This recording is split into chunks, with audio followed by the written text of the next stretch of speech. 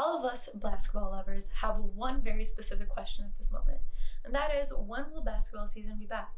And thankfully, the answer to that question is very soon.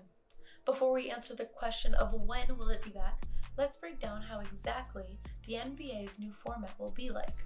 So let's start off with, it consists of 22 teams with the best records in the NBA, which sent 8 teams packing.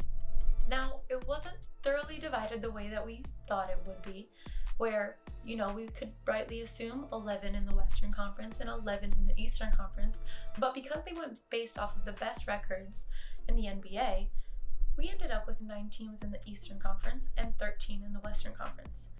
The 9 teams from the Eastern Conference consists of the Milwaukee Bucks, Toronto Raptors, Boston Celtics, Miami Heat, Indiana Pacers, Philadelphia 76ers, Brooklyn Nets, Orlando Magic, and the Washington Wizards. As for the 13 in the Western Conference, that consists of the LA Lakers, the LA Clippers, the Denver Nuggets, Utah Jazz, Oklahoma City Thunder, Houston Rockets, the Dallas Mavericks, the Memphis Grizzlies, the Portland Trail Blazers, the New Orleans Pelicans, the Sacramento Kings, the San Antonio Spurs, and the Phoenix Suns. But why not just go straight into the playoffs? Which would mean that the season would be done quicker and then we could get on with the 2020-2021 season. And the simple answer to that is money. Due to no filled arenas, there has been a loss of millions, if not billions of dollars. And because there's no more arenas to fill, then that means that the NBA has to rely more heavily on their television inventory. One thing that has also helped with the whole money factor is that on May 16th, NBA players already started having a 25% pay cut to their paychecks due to the season stoppage. So with the whole format broken down, when will the games begin? Well, players start to report to their teams and undergo a preliminary COVID-19 testing along with a 14-day quarantine before they begin training camps. After this quarantine, which should be around the beginning of July, teams will then relocate to Orlando and undergo a second quarantine. After the second quarantine, they will begin their play, hopefully, on July 31st.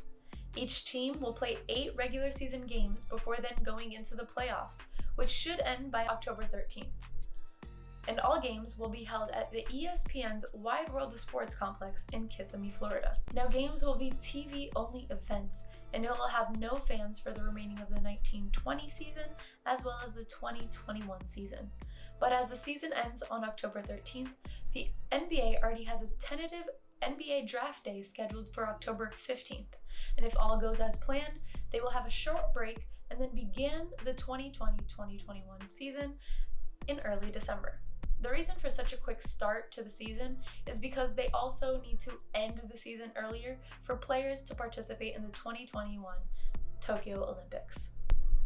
But the NBA can't only have a schedule put in place, they also need their players there.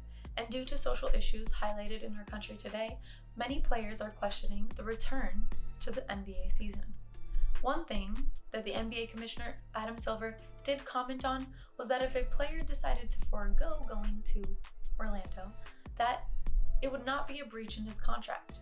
However, he did not go on to comment on whether pay would be withheld. Now, whether it be because of COVID-19 or social justice issues, Adam Silver has not only supported but also tried reasoning with players.